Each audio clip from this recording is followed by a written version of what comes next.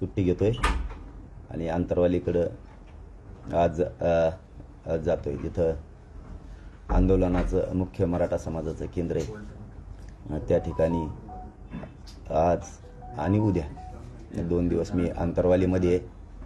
परवा लग्नाच्यासाठी धाराशिव जिल्ह्यात भूम आणि सोलापूर जिल्ह्यात वांगी इथं लग्नासाठी जाणार आहे. त्याच निमित्तानं भूममध्ये पण बैठक आहे, संवाद बैठक म्हणून मराठा समाजाची. त्यानंतर 3 तारखेचा हा विषय आहे. 4 तारखेला सोलापूर जिल्ह्यातच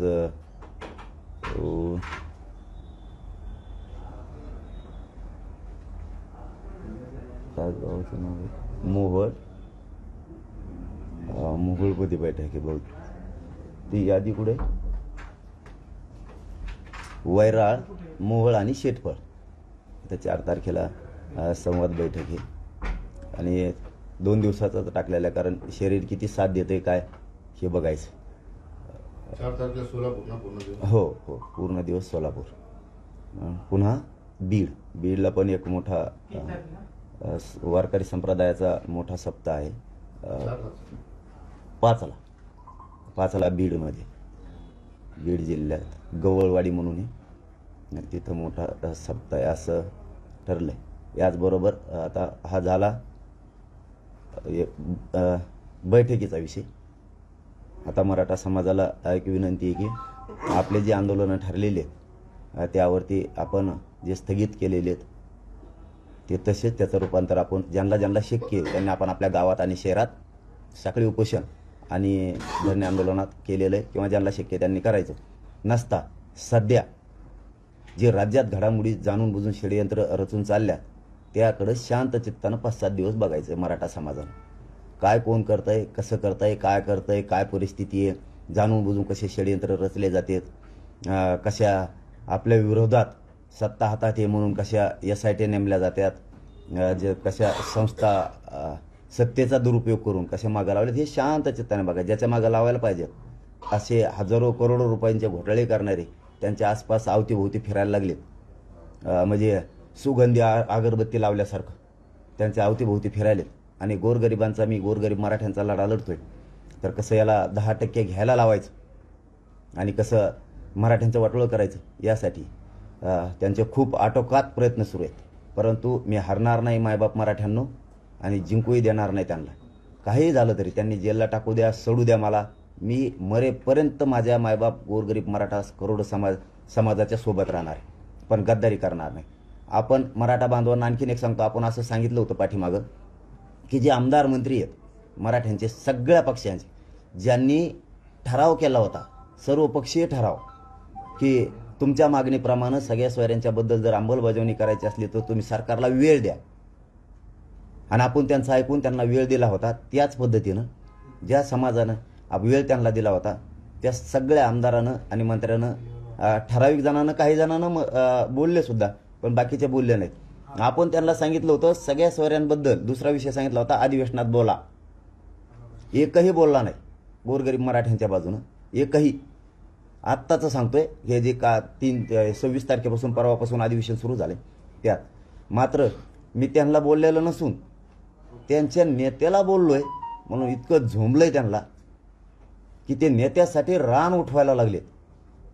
काही आमदार तर असे तुटून पडायला लागलेत जस काय त्याला पूर्वी जन्माचाच राग आहे, इतके तुटून पडलेत. माझ्या नेत्याला बोलले, माझ्या पक्षाला बोलले, तुला मोठं जनतेने केलं, तुला बोल म्हणलं तेव्हा नाही बोलला. गोरगरीब मराठ्यांच्या बाजूनं सगळ्या सोयऱ्यांची अंमलबजावणी करा असं सगळ्या आमदारांना, मंत्र्यांना म्हणा, एक नाही बोलला. आता नेत्याला बोलले तर कसे तुटून पडले? म्हणजे तुमची माया गोरगरीब मराठ्यांबरोबर नाही आहे, तुम्हाला मराठा भूमिकेत विरोधीच राहायचंय, ही भूमिका आहे तुमची. आणि निवडून मतं मात्र गोरगरीब करोडो मराठ्यांचे पाहिजेत तुम्हाला. मायबाप मराठ्यांना हे एवढं मोठं षडयंत्र, यांना जर एवढा राग आला तर यांनी मराठ्यांबाबत यांना आत्तापर्यंत पिढ्यांना पार राग का नाही आला? सगळ्या मराठ्यांचे लोक हे आरक्षणाचा फायदा घेणार आहेत, आणि जे आरक्षणच टिकत नाही, टिकायचं ते तर आपण सांगतो त्यांना मराठा समाज मागाससिद्ध झालाय, 10% आरक्षण दिलंय, तर तुम्ही ओबीसीत घ्या ना, मागाससिद्ध झाले ओबीसीत घ्यायला काय हरकत आहे? तर 50%च्या वर टाकलंय, मग ते उडालं पाहिजे. इंदिरा साहनीचा खटला सांगतो, 50% वर गेल्यावर टिकत नाही. मग यांना ओबीसीत घ्यायला काय हरकत आहे? ते नाही करत हे. याला 10% घ्यायला लावा, नसता याला गुतवा. हे षडयंत्र यांचं सुरू आहे. माझी मराठा समाजाला फक्त शेवटची एवढीच विनंती, आपण एकजूट राहा आणि शांत चित्तानं बघा. आता कोण आपल्या लेकरांचं पिढ्याचं मिळणारं आरक्षण न मिळावं म्हणून वाटोळं करायला लागलाय आणि त्याचा नेता मोठा व्हावा म्हणून किती ताकद लावली त्यांनी. मंत्री बघा, ते आमदार बघा, असे पेटलेत, अशी टोळी माझ्या विरोधात उभा केली. अरे मी शेतकऱ्यांचा गोरगरिबांचा लढा लढतो, गोरगरिबांसाठी. पिढ्याना पार श्रीमंत मराठ्याला आमदार, मंत्री, खासदार, व्यावसायिक, नोकरदार मराठा, शेतकरी मराठा सगळ्यांचं पिढ्याना पार कल्याण होणार आहे, यांच्यासाठी मी लढतोय. आणि हे आरक्षण त्या मराठ्यांना द्या म्हणतोय मी, तर हे म्हणते त्याला अटक करा, म्हणजे त्यांच्याच पोराचं कल्याण होणार आहे. हे म्हणते अटक करा. बघा उलट्या बुद्धीची. ज्यांच्या लेकराचं कल्याण होणार आहे, ज्या मराठ्यांचं कल्याण होणार आहे, त्या मराठ्यांनी असं म्हणायला पाहिजे आमचं आरक्षण आम्हाला द्या, आम्ही त्याच्या पाठीशी. तर हे म्हणते त्याला अटक करा. बघा उलट्या बुद्धीचे. कोणासाठी अटक करा? तर त्याच्या त्या नेत्यासाठी, ते खरजुलं नेतं त्याच्यासाठी. काय राव, पक्ष मोठा झाला जातीच्या लेकरापेक्षा. जातीच्या लेकराचे हाल बघा काय चाललेत. पोरं सुशिक्षित बेकार झालेत, करोडोंना फाश्या घ्यायला लागलेत. तुमचे नाही घेणार आमदार मंत्र्यांचे. तुम्ही करोडो रुपये कमवलेत ह्या मराठा गोरगरिबांच्या जीवावर, पण माझ्या गोरगरीब मराठ्यांचे पोरं फाशी घ्यायला लागलेत.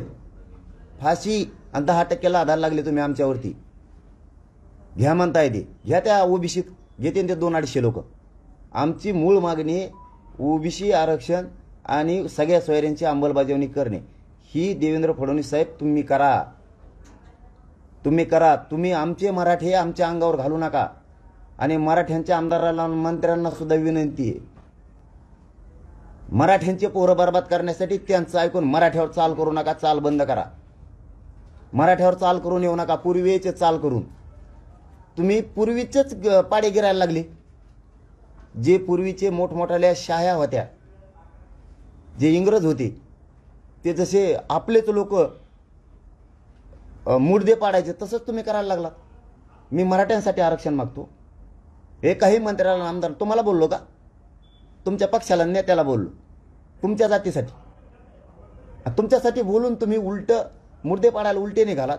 गोरगरिबांच्या पोरं मराठ्यांचे मारायचे आहेत का तुम्हाला? त्यांना आरक्षण नाही मिळून द्यायचं का आयुष्याचं? गोरगरीब मराठ्यांचे पोरं अधिकारी नाही होऊन द्यायचे का? मोठ्याने बोलत होतात लय आमदार मंत्री तुम्ही. गोरगरीब मराठ्यांचे पोरं नाही मोठे होऊन द्यायचे तुम्हाला? ते अधिकारी नाही झाले पाहिजे का? ते नाही शिकले पाहिजे का? असं म्हणणं आहे का तुमचं? का गुतवायसाठी तुम्ही उठलात? त्यांना गुतू द्या. देवेंद्र फडणवीस साहेब म्हणतात ना मला गुतवायचं, त्यांना गुतू द्या. मला त्यांना मोबा आहे माझी. गुतवा. काय चौकशा करायच्या तेवढ्या करा. तुमचा अहवाल बी तयार झालेला आहे, मला माहीत झालं. मध्ये टाकून द्या तुम्ही मला, मी मध्ये बसायला तयार आहे. पण मराठ्यांचे आमदार आणि मंत्री तुम्हाला गोरगरीब मराठ्यांचे पोरं नाही मोठे होऊ दे. तुम्ही तर नाही केली 75 वर्षात. आम्ही आमचं लढून करायला लागलो, तर तुम्ही का मिळून देणार ते आरक्षण? मला गुतवलं म्हणजे आरक्षण बंद पडणार. लढा केलं तुम्ही करोडो मराठ्यांचं वाटलं. तुम्हाला माहिती आहे का, मराठे गप बसत नाहीत. कालपासून मराठ्यांनी शांततेत बैठका सुरू केल्या. हे मला माहीत झालं रात्री. मराठ्यांनी कालपासून बैठका सुरू केल्या. इतक्या ताकदीनं तालुक्यात मराठी बैठका घ्यायला लागलेत. भानावर या फडणवीस साहेब. आणखीन तुम्ही संधी सोडू नका. तुम्ही मराठ्यांची नाराजीची लाट अंगावर घेऊ नका. सगळ्या सोयऱ्यांची अंमलबजावणी करा. आणि दूध का दूध पाणी होऊ द्या. ती नेमली ना, होऊन द्या. ती काय करायची ती. खोटे नाटे आरोप करता. आणि बोलल्यावर, मी मराठ्याकडून बोललो, बोलल्यावर राग कसा येतो? आमदार मंत्री मराठ्यांचे तुम्ही खूप मोठी चूक करायला लागलात. आपल्या 75 वर्षात मराठ्यांच्या पोराला मिळत नव्हतं, ते मिळायला लागले. आम्ही इतकं लढलोत की करोड सव्वा करोड मराठ्यांना आरक्षण मिळालंय, जे 75 वर्षात मिळालं नव्हतं. कुणबीचं गावची गावं निघायला लागले. हे 10% त्यांच्यात याच आंदोलनामुळे मिळाले. आणि सगळ्या सोयऱ्यांची अंमलबजावणी द्या.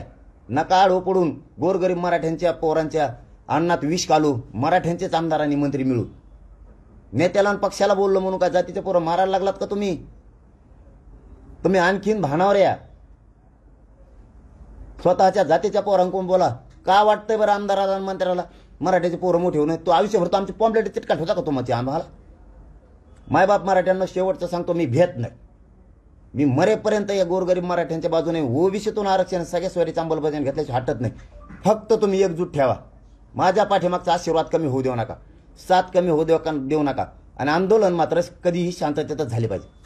एकजूट तुम्ही शांततेत अशी ठेवा, एवढीच माझी आग्रहाची विनंती आहे तुमच्याकडे. आग्रहाची विनंती आहे, यांना ह्या आमदाराला आणि मंत्र्याला यांना काय एकवटायचं ते एकवटू द्या. जातीचे पोरं मेले पाहिजेत, बर्बाद झाले पाहिजेत, नोकऱ्या नाही लागल्या पाहिजेत. याच्यासाठी नेत्याकून आणि पक्षाकून बोलायला लागले आणि मोठे आपल्याकून होते. मराठ्यांनी सुद्धा बारकाईनं 5-7 दिवस शांत चित्तानं लक्ष ठेवा. कोण काय बोलतोय, काय भाषणं करायला लागलाय, काय मोठमोठ्याने आरोळी ठोकायला लागलाय. ह्याच आरोळ्या सगळ्या सोयऱ्यासाठी मागं ठोकल्या असत्या तर आज सरकारने मराठ्यांना आरक्षण दिलं असतं. मराठ्यांनी आता तिसरी गोष्ट सांगतो, मराठ्यांनी तालुका स्तरावर आणि गाव स्तरावर सगळ्यांनी फक्त मराठ्यांचे ग्रुप तयार करा, व्हॉट्सअप ग्रुप तयार करा. आपल्याला एकमेकाला माहिती पाहिजे काय करायचे, कारण आपल्याला शांततेचं आवाहन करायला लागतं. काय होतंय, विनाकारण अफवा पसरली जाती. काय होतंय, सध्या काहीच नाहीये. मंडप उचलत नाहीत आंतरवालीत. आता दडपशाही देवेंद्र फडणवीस साहेबांनी कमी केली वाटतं, फक्त आंतरवालीतली बहुतेक. नसता पोलिसाच्या माध्यमातून ते उधळायचं ठरवलं होतं. त्यामुळं एखाद्या दिवस अफवा पसरतात. त्यामुळं महाराष्ट्रभर आपले ग्रुप पाहिजे सगळ्यांचा. आणि मी जाहीर सांगतो, कारण मी आडूंगी मला काही करता येत नाही आंध्रात राहू. म्हणजे आपल्या मराठ्याला लक्षात येतं अफवा नाही आहे किंवा अफवा आहे, सगळे शांत राहा. मलाही तुम्हाला सांगता येतं शांत राहा. याच्यासाठी आता तुम्ही चौथा मुद्दा, शांत चित्तानं सगळ्या मराठ्यांनी शेतात जरी असले आणि घरी जरी असले, काय षडयंत्र चाललेत लक्ष ठेवायचं. बघूयात किती दिवस आपल्यावर दडपशाही अन्याय करतात ती, बघू आपण. करल, मला खात्री आहे ज्या दिवशी मी खरं संकटात येईन त्या दिवशी माझ्या मराठा समाजासह सगळ्या जाती धर्माचे लोक रस्त्यावर दिसतील, हे मला खात्री आहे. ते पण शांततेत माझ्या पाठीशी उभा राहतील याची मला खात्री आहे. आणि तुम्हालाही खात्री देतो. आणि माझं म्हणणं आहे, मराठा समाजाला खात्रीची गरज नाही. त्यांना माहिती आहे मेलं तरी हटणार नाही. आणि शब्द आहे माझा, मी मेलो बी आणि यांनी मला जेलमध्ये सोडून टाकलं तरी मी हटणार नाही. मी जेलमध्ये उपोषण करीन, पण ओबीसीतून आरक्षण घेतल्याशिवाय आणि मराठ्यांचे पोरं गोरगरिबांचे मोठे केल्याशिवाय, अधिकारी बनवल्याशिवाय मी 1 इंचही मागं सरकणार नाही. पाटील साहेब, आता तुमच्याकडे मराठाच नाही तर ओबीसी समाजातले काही विद्यार्थी आले होते. ईडब्ल्यूएस आणि 10% आरक्षणाची तुमच्याकडे त्यांनी काही मागणी केलेली, काय नेमकं प्रकरण आहे, काय त्यांची अडचण? हा दादा, बरं झालं तुम्ही ती आठवण केली. 2000 आणि 2021ला पोलीस भरती झाली होती. त्यात सगळ्या जाती धर्माचे लेकरं होते गोरगरिबांचे. आता माझ्याकडे दिलंय ते बघा, निवड झालेलं पत्र आहे त्या पोरांच्या. 2021ला सरफराज पठाण नावाचा मुलगा आहे, त्यानं ईडब्ल्यूएस मधून ओपनमधून अर्ज केला होता. त्याच्यानंतर गणेश म्हणून हे एक आणि एक योगेश म्हणून हे, दोन्ही ओबीसी, एक नावी बांधव आहे आणि एक तेली बांधव आहे. असे 8000 पोर आहेत निवड झालेले पोलीस भरतीत. तुम्ही आमच्यावर हे 10% थोपिवता आत्ताचं दिल्यालं. ईडब्ल्यूएस मधलेच पोरं घरी आहेत निवड झालेले, नुसत्या नियुक्त्या त्याच्यात 8000 पोलीस येते 2020-21चे. कसं जीवन जगायचं त्या पोरांनी? इथं काय जातीचा संबंध आता मराठा समाजाचा? हे त्याचं निवड झालेलं पत्र पोलीस स्टेशनचं. कसे जगायचे या पोरांनी? आमदार मंत्री पक्षाकडून बोलता तुम्ही. काय चुकीचं करतोय मी जीवाची बाजी ह्या गोरगरिबांसाठी. सगळ्या सोयऱ्यांची अंमलबजावणी जर झाली तर मराठ्यांपासून सगळ्या जाती धर्मांचा फायदा आहे. याच्यात सगळ्या जाती धर्माचे पोर का 8000 पोरं घेत नाही सरकार? कशाला निवड केल्या यांच्या तुम्ही? याच्यात धनगर बांधव आहे, याच्यात वंजारी बांधव आहे. कशाला केलेत, कशाला ह्या निवडी? याच्यात मुस्लिम बांधव आहे, याच्यात 12 बलुतेदारांचे लेकर आहेत गोरगरिबांचे. काय कष्ट लागले असते नाही बापाला शिकायला? कळतं का तुम्हाला? नेत्याकडून बोलायला लागलात आमदार मंत्री तुम्ही. लय छाती बडवायला लागलात तिथं. मी माझ्या नेत्याकडून फुशारक्या दाखवायला लागलात तिथं. तुम्हाला तिकीट मिळायसाठी, निवडून यायसाठी. ह्या लेकरांचं का वाटोळ केलं तुम्ही? 2021 पासून हे पोरं तर पडते, यांचं वय सुद्धा निघून गेलंय. आता तुम्ही सांगितलं होतं यांना कोरोना काळात वेळ वाढवू म्हणून, वाढविला का तुम्ही? याच्यात दलित बांधवांचे पोरं आहेत, याच्यात जात नाही अशी की पोरं नाहीत म्हणून. याच्यात काय आता मराठ्याचा संबंध आहे? ह्या लेकरांना वाटतंय जरांगे पाटील जरी मराठा आरक्षण लढत असला तरी आपल्यासाठी लढू शकतो म्हणून हे लेकर इथं आले. तुम्हाला ह्या 8,000 पोरं निवड केलेत आणि तुम्ही ह्या जागा रिक्त ठेवलेल्या आहेत. मी प्रेसच्या माध्यमातून जाहीर सांगतो, रिक्त ठेवले तुम्हाला ही भरती करावं लागेल आणि ती पण आचारसंहिता लागायच्या आत. नसता हे सगळ्या जाती धर्माची बांधव सुद्धा स्वतःच्या लेकराच्या न्यायासाठी माझ्या खांद्याला खांदा लावून उभा राहणार आहे. मी सुट्टी देणार नाही तुम्हाला. निवडी करता आई बाप रात्रंदिवस कष्ट करते आणि त्यांना वाटतं माझं लेकरू अधिकारी झालं तर मला शेती पण नाही आहे तर माझं पोट भरत म्हणून आई बाप लेकरा शिकतात. काय हे लेकरांनी फाश्या घ्यायच्या का आता? आणि छात्या बडीचा तिथं आम्ही ओबीसीतून आरक्षण मागितलं, सगळ्या सोयरीची अंमलबजावणी मागितली, तर हे आमदारांना मंत्री नेत्याकडून पक्ष जातीकडून बोलायचं, ह्या लेकरांकडून बोलायचं तर नेत्याला बोलला म्हणतात. आणि आमचे लेकरं मुर्दे पडायला लागले. का बोलवणार रे तुम्ही? एक जण का बोलवणार? ज्या पहिल्या 42 बांधवांनी मराठा आरक्षणासाठी आत्महत्या केल्या होत्या त्यांना म्हणले तुम्ही शासकीय नोकऱ्या देऊ का दिल्या नाहीत? का नाही म्हणले नेत्या संघ तुमच्या? मग की तुमच्यामुळं आमच्या लेकरं फाशी घेतलेल्या त्यांना नोकऱ्या नाहीत त्यांच्या कुटुंबाला. का नाही म्हणलात? बोलायला किती लागतं? मी का बोललो मराठा बांधवांनो? 6 महिने झालं घुमवते ती. यांना वाटतं मी खोटं बोलावं समाजाला यांच्यासाठी. 6 महिने झालं. आज की शिमाग घेतो, उद्या घेतो, प्रक्रिया सुरू आहे. 6 महिने प्रक्रिया सुरू असती. सगळ्या सोयऱ्यांची अंमलबजावणी करतो. हैदराबादचं गॅजेट घेतो, बॉम्बे गव्हर्नमेंटचं गॅजेट घेतो, सातारा संस्थांचं घेतो, दिविलस घेतो, देवस्थानाचे सगळे पुरावे घेतो, भाटाचे घेतो आणि हे लागू करतो. केले का? शिंदे समितीला बढती देतो, काम करण. प्रमाणपत्र वाटायचे का थांबवलेत? कुणबी प्रमाणपत्र का नोंदी सापडायचं कमी केलं? तुम्ही तालुका स्तरावर समित्या नेमल्या ना तहसीलदार आणि PSI साहेबांच्या अध्यक्षतेखाली, का नोंदी सापडे ना तुम्ही? हे आणण्यासाठी का आमदार मंत्री बोलले नाही सभागृहात त्या दिवशी? माझ्याच विरोधात रान उठिलं. आमच्या नेत्याला बोलला त्याला अटक करा, ते चौकशी करा. अरे काय चौकशी करा? काय माझ्याजवळ तुम्हीच अडचणीत येणारे सगळे. तुमचे मंत्री सुद्धा काय अडचण येणार? रेकॉर्डिंग घेता आमच्याजवळ त्यांचे. हो, हे पत्रकार परिषदेत जाहीर बोलतो आम्ही. तुम्ही जरी त्या दुसऱ्या कोणत्या करून कॉल केला ना तरी आम्ही दुसरा मोबाईल वरून धरलेला आहे. हा, तुम्ही किती हुशार आहेत. तुमच्या पुढचा आहे डाव टाकणारे आपण सुद्धा. पण ते आपण वेळेवर काढणार, दाखविणार येत नाहीत, शायनिंग मारणार नाही. हा, तुम्ही कसं फसवलंय हे आमच्या जवळ रेकॉर्डिंग घेत ना. उद्या देतो, परवा दिवशी देतो. तुम्ही म्हणता ना मी नाही म्हणलो होतो सगळ्या सोयऱ्याचं. काही जण तुम्ही आमच्या माग कोण आहे का नाही ते सिद्धच करा आता. आणि तेवढ्यासाठी यासाठी निमित्त माग कोण आहे बघायसाठी. ते जे हजारो करोड रुपये खाल्ले ते कमी भोवती घेऊन येणार त्यांचं शोधान जरा. ज्यांनी आमचा महाराष्ट्र सगळा चुरून खाल्ला, आमचे गोरगरीब चुरून खाल्ले पुरे. तुमच्याकडे आलं झाले मोकळे. समजा मी म्हणलो तुमच्याकडे आलो 10% चांगले, मग जरांगे काही नाही एकदम जरांगे पाटील खास माणूस चांगला एकदम बेस्ट, वा वा वा तो सारखा पोरगच नाही. मग मुके घ्यायला सुरू करा. मंगले चांगला मी. आणि 10% नको म्हणलं गुतारे त्याला गुता आपल्या नेत्याला बोललाय. आणि सगळे आमदार का तुटून पडले, तसे मंत्री तुटून पडले. तुम्हाला नाही ना बोललो बाबा हो, तुमच्या नेत्याला बोललो. कारण तुमचा नेता या राजाचा मायबाप आहे, पालकत्व त्याच्याकडे, सत्य तो आहे. तो बाजूला गेल्यावर त्याला काय बोलू रा आम्ही? तो बाजूला गेल्यावर त्याला कसं काय बोलू आम्ही? लेकराच्या बाजूने बोलायला पाहिजे मराठ्यांच्या. तुम्ही मोठे होते आणि आता मायबाप मराठी तुम्हाला सांगतो तुमचे लेकर मोठे व्हायची वेळ आली तर हे आपलेच आमदार आणि आपलेच मंत्री आपल्या विरोधात रान उठवायला लागले. त्याचं पोरगा मोठं झालं, परदेशात गेलं. आपण कधी त्यांच्याबद्दल वाईट चितीलं का? आता आपले मोठे व्हायला लागलं तर आपल्या विरोधात बोलायला लागलं. कशाचे आपले ते?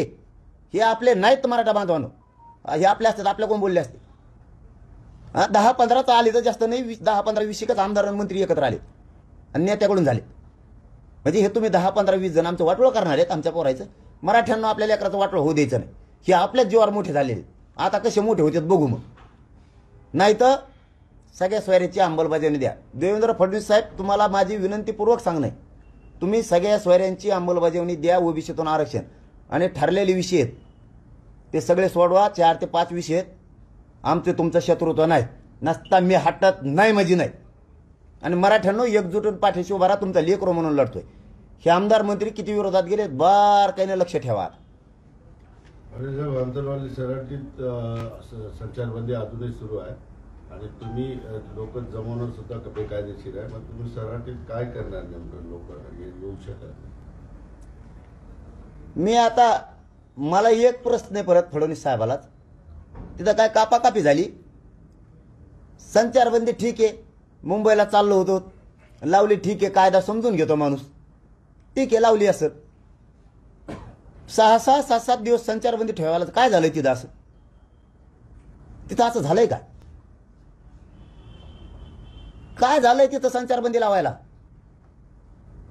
सगळे शांततेत आहेत गाव, आजूबाजूचे राज्य पुरं शांत आहे. तिथं झालंय काय? हे मीडियाच्या बांधवाच्या माध्यमातून सरकारला, जालन्याच्या कलेक्टर साहेबाला आणि SP साहेबाला माझं विनंतीपूर्वक आव्हान आहे, तिथं असं झालंय काय आता संचारबंदी ठेवायला? काय प्रॉब्लेम? का दडपण आणताय तुम्ही? का दडपशाही चालवली आंतरवालीवर तुम्ही? गृहमंत्री साहेब देवेंद्र फडणवीस साहेब, तुम्ही आंतरवालीवर का दडपशाही चालवली? हा माझ्यासह माझ्या महाराष्ट्रातल्या करोडो मराठा समाजाचा प्रश्न आहे आणि महाराष्ट्रातल्या जनतेचा सुद्धा माणुसकी म्हणून प्रश्न आहे. मी सगळ्या जाती धर्माच्या महाराष्ट्रातल्या बांधवांना आज आवाहन करतोय, आतापर्यंत कधी नाही केलं. ही आमच्यावर आंतरवालीवर जी दडपशाहीची संचारबंदी लावून वेळ आली, तुमच्यावर सुद्धा कधी काळी येऊ शकते. तुम्ही तुमच्या गोरगरीब लेकरांना जर असं काही करायला गेलात तर तुमच्यावर येऊ शकते. आज मराठा समाजावर वेळ आहे, मराठा समाजाच्या मदतीला धावून या. तुमच्यावर ज्या वेळेस वेळ येईल, हा मनोज जरांगे सगळ्यात आधी पुढं होईल, तुमच्या मदतीला धावून येईल. आणि माझा मराठा समाज आहे तुमच्या मदतीला धावून येईल. काय संचारबंदी लावायचं कारण आहे तिथं? तिथं काय घडलंय? तिथं काय उद्रेक होणार आहे? तिथं जाळपोळ होणार आहे? तिथं काही कापाकापी झाली? तिथं काही दंगली झाल्या? पोलीस बांधव आडवे झाले, मराठे माघारी आले. किती सन्मान करायचा कायद्याचा? तुम्ही ती संचारबंदी तिथली उठवा.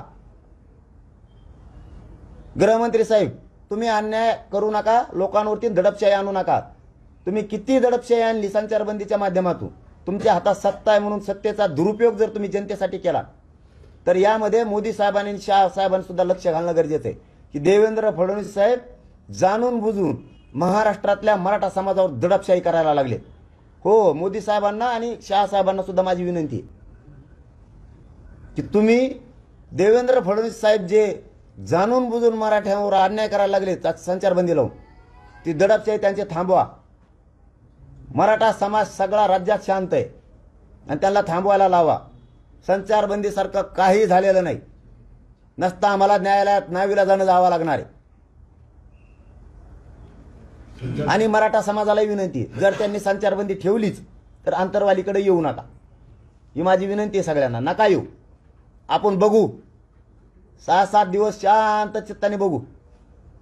फडणवीस साहेब मराठ्यांची जिरवायला निघाले तर राज्यातल्या, आणि ती कोणाच्या माध्यमातून? मराठ्यांच्या आमदारांच्या आणि मंत्र्याच्या हातातून.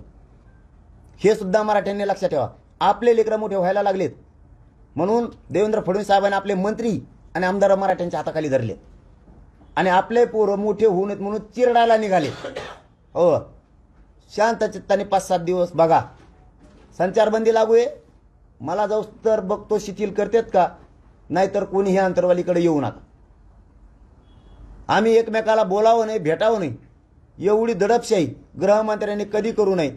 म्हणून मोदी साहेबाला, शाह साहेबांना माझी विनंती, गृहमंत्री असा नसावा की जो जनतेवर दडपशाही करून स्वतःची गुंडगिरी त्यांच्यावर लादवणारे. 300 नेते जे आहेत देवेंद्र फडणवीसचे, आता अमित शहा 5 तारखेला येतात इथं शहरामध्ये, काय त्यांना काय सांगा तुमचं? निरोप दिला ना आता त्यांना की तुमचे गृहमंत्री मराठा समाजात द्वेष भावना, आकश भावना ठेवून त्यांच्या मनात खुन्नस मराठा समाजाविषयी ती सत्तेच्या माध्यमातून सत्तेचा दुरुपयोग करून मराठ्यांच्या आमदारांना आणि मंत्र्यांना लोभ दाखवलाय, तुम्हाला काहीतरी मोठं करू. आणि त्यांनी मराठ्यांच्याच लेकरं मोठे होऊ नयेत म्हणून ते आमच्याच मराठ्याच्या आमदारांना मंत्र्यांनी दंड थोपडलेत. पण उद्याच्याला ह्याच मराठ्यांच्या मतावर त्यांना मोठं व्हायचंय हे ते विसरलेत. म्हणून शाह साहेबांनी त्यांना सांगावं आणि मोदी साहेबांनी सुद्धा, तुम्हाला पद हे जनतेच्या रक्षणासाठी दिले, संचारबंद्या लावून दडपशाही गुंडगिरी करण्यासाठी दिलेलं नाही हे सांगावं. नसता अमित शहा साहेब आणि फडणवीस मोदी साहेब यांच्यावरचाही जनतेचा विश्वास उडत. त्याची भेट घेणार का तुम्ही? आता मी काय भेट घेऊ त्यांची? बरं, एक प्रश्न असा आहे की आता तुम्ही 7 दिवस शांत राहा असं म्हणताय, कारण 10वी आणि 12वीच्या परीक्षा आता एप्रिलपर्यंत चालणार आहे. त्या पुढे लोकसभेचं आचारसंहिता लागणार आहे. मग हे आंदोलन कसं चालेल? कसं काय? जे आंदोलनाला त्यांचे रूल आहेत त्या प्रमाणात चालणार, पण हे बंद नाही होणार, अजिबात बंद नाही होणार. त्या दिवशी SP साहेब म्हणले 5 लोक बसायला लागते, म्हणलं 3च. आचारसंहितेत जरी रूल असला त्याचे सगळे नियमाचे पालन करून आंदोलन सुरू राहणार. ते म्हणले 4-5 लोकच राहणार, पण आंदोलन सुरू राहणार. जर आम्हाला तिथं 5 बसता येणार नसले तर मतदान केंद्रावर लई लोकांना मग जाता येणार नाही. त्यांना तिथेही तोच रूल लावा लागेल. मग इकडं कुणी येऊ नका, मंत्र्यांनी सभा घेऊ नका, जे आम्हाला रूल आहे ते त्यांना लावा लागेल. जी निवडणूक आयुक्त जी नियम आम्हाला लावतील ते नियम त्यांना सुद्धा मग गल्लोगल्ली बैठका घेणं, कॉर्नर सभा घेणं हे बंद करावं लागेल. 10वी 12वीच्या परीक्षेत त्याबद्दल तर मी पहिले जाहीर केलं, आंदोलन रद्द फक्त विद्यार्थ्यामुळे केले साहेब. नसता मी एकदा बांध सोडा कधीपर्यंत? नाही नाही, त्या लेकरांना कसलीच अडचण येणार नाही, ही शब्द आहे माझा. म्हणून मी 3 तारखेपर्यंत सगळे आंदोलन रद्द केलं. आता तर आंदोलनच नाही येत. 3 ते पुढे एप्रिलपर्यंत परीक्षा आहे ना. पुढचं तर आणखी काही ठरलंच नाही ना. ते आजच कसं सांगू? आज पूर्ण शांत आहेत आम्ही. कुठंही आमचं आंदोलन राज्यात नाही, कुठंच. कारण विद्यार्थीच हे भविष्य त्यांच्यासाठी लढतोय. आज सगळ्या जाती धर्माचे लेकरं आले, त्यांच्या न्यायासाठी लढतोय. याचा अर्थ त्यांना परीक्षापासून वंचित ठेवू मी तरी मग मूर्खच ना. त्यामुळे एकही विद्यार्थी परीक्षेपासून वंचित राहणार नाही. यामुळे सगळे आंदोलन आम्ही स्थगित त्या लेकरांसाठी केले. मग त्या सगळ्या जाती धर्माचे लेकरं आले. आडमुठपणात आम्ही नाही. फक्त गृहमंत्र्यांनी आडमुठपणा सोडावा, मराठ्यांविषयी असणारा द्वेष सोडावा आणि संचारबंदी उठावी, असं काही झालेलं नाही. नसल उठवायची हरकत नाही. मराठा समाजानं अंतरवालीकडे येऊ नये. मीच बाहेर येतो, मग काय करावं आता? धन्यवाद दादा. मंत्र्यांबद्दलचा आपला रोष कुठेतरी कमी होताना दिसतोय, जे बंदी घातलेली होती त्याबद्दल. नाही, आंदोलन विद्यार्थ्यांसाठी स्थगित केले म्हणून बंदी घालून काय करावं? बंदी घालणं म्हणजे पुन्हा काय म्हणते त्याला, ते आंदोलन वाढवू नये, लेकरांचं पुन्हा ते वाटोळं होणार आहे. आमच्या स्वार्थासाठी नाही जगत आम्ही. महाराष्ट्रातल्या लेकराचं वाटोळं होऊ नये त्याच्यासाठी जगतोय आम्ही. आमच्या स्वार्थासाठी जगणं म्हणजे त्याचा अर्थ असा होतो, मग असून तिथे दुसऱ्याच लेकर आहेत, आपल्याला काय करायचं? व्हायना वाटोळं, त्यांनी येतात, आम्ही नाही मोडत. सभा होऊ दिलं नाही किंवा अहो आंदोलन दादासाहेब सगळे आंदोलन स्थगित केलेत विद्यार्थ्यांसाठी. मग आकाश का पुन्हा आणि त्यांनी काय केले? ते केंद्रातले हे महागा लागलं इथं. त्यांचे ताकदीचा उपयोग करून हे विनाकारण द्वेष करायला लागले. म्हणून मी त्यांना विनंती केली, मुख्यमंत्री साहेबाला पण आणि गृहमंत्री साहेबाला पण, फडणवीस साहेब तुम्ही आणि शिंदे साहेबांनी सगळ्या सोयऱ्यांची अंमलबजावणी तुम्ही दोघांनी करावी. मराठ्यांची नाराजीची लाट अंगावर घेऊ नका. धन्यवाद. सरकारपेक्षा जास्त काळजी करतात विद्यार्थी, सरकार तेवढी काळजी दिसत नाही विद्यार्थी. की बघा ना, सरकारला काळजी असते 2021चे लेकर राहिले असते. याच्यामध्ये सगळ्या जाती धर्माचे नावं मी आता वाचून दाखवले. मग याच्यात मुस्लिम असेल, दलित असेल, ब्राह्मण असेल, मराठा असेल, तिली असेल, माळी असेल, कोळी असेल, सगळ्या जातीचे लेकर आहेत 8,000. का वाटोळं केलं? यांच्या निवडी झाल्यात. यांच्या आईबापाने किती कष्ट केले असते शिकायला. यांना निवडी झाल्यात 2021ला आणि जागा सुद्धा रिक्त ठेवल्यात 8,000. तरी हे लेकरं घेतले आणि त्यांचं वय संपायला लागलं. आज त्या मुली रडत होते, इथं आत्ता आल्या, रडत होते ते लेकरं की माझ्या बापानं काय केलं, घर घाण ठेवलं. किती वाईट परिस्थिती. आणि तुम्ही करणार नसाल तर मग आता लेकरांकडून जनता म्हणून आम्हालाच वडावं लागेल ना. सरकार जर द्वेष करत असलं तर बघू ते काय करतात काय नाही. बघतोय आम्ही 7 दिवस शांत चित्तानं. फक्त मराठ्यांनी एकजूट कायम ठेवावी. ओबीसी आरक्षणापासून सगळ्या सोयऱ्यापासून 1 इंच आटत नाही. मराठ्यांना माझा शब्द आहे. धन्यवाद. लोकशाही मराठी ऐका, पहा, जागरूक रहा.